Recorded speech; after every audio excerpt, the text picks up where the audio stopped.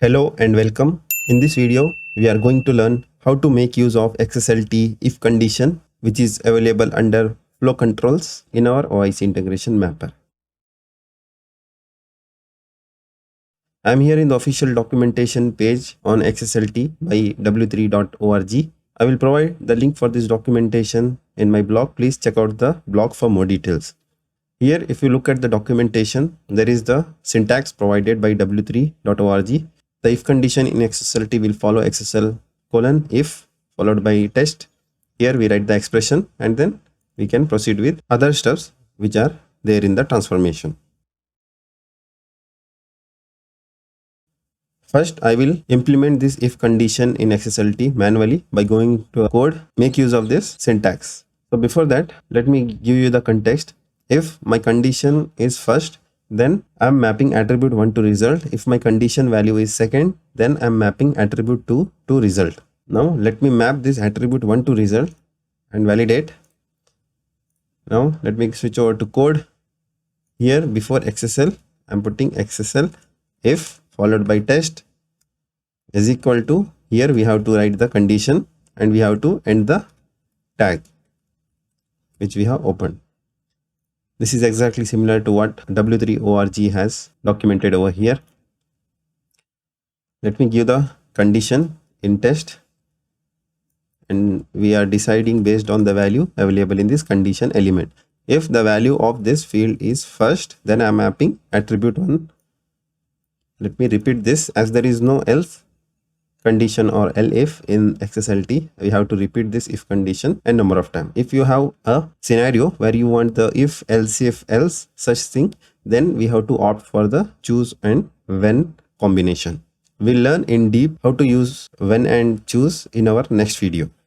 Here, if the value of this condition element is second, then I will map attribute 2. Let me validate this.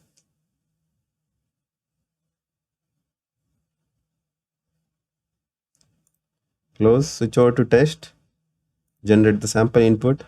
First, let me click on this execute when my condition value is neither say first or second. Here we see nothing is mapped to result because we are having condition only for first and second, then only we are assigning the value. Now let me change the condition value to first. Now in the result we need to get this 116. Let me execute. As you can see in the result we are getting 116. Suppose my condition value is second and I will click on this execute. I'm getting the value which is available in this attribute 2. Like this we can do manually. Now let's see how to do with the UI. I'm deleting this. Switch over to designer. Select this XSLT and developer mode over here. Expand this response wrapper.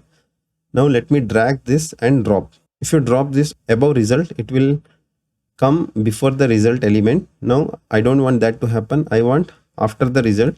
So I'm dropping it over here. I will map attribute 1 to result and in condition I will put if the value of condition is equal to first. Click on validate. Now switch over to the code and check. If you see the syntax has not come properly, if we drop it below the result, it is ending the tag over here, which is not the proper way. Okay. If you go over to test and execute, we will always get this attribute 116. Even if we change this to first or second, it doesn't matter. Okay, this condition will be of no use if you do it from the UI. But the solution for this is I will delete this. Switch over to the designer. Select this. Create the target node. I will drag this if and drop it above result. Now I will drag the condition and will map it to first.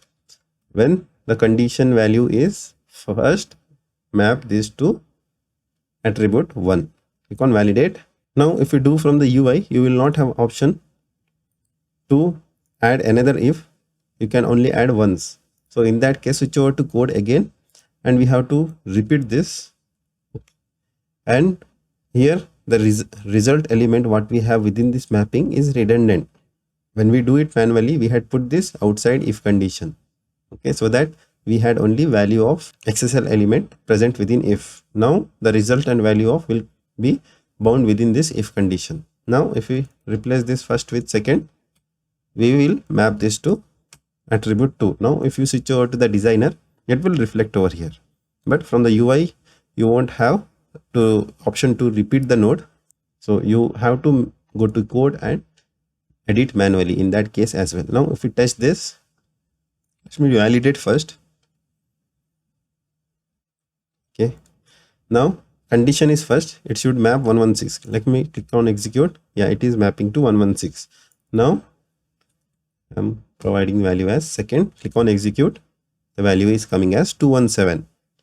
Like this we can make use of if condition within our XSLT or OIC integration mapper manually as well as with the help of this graphical interface.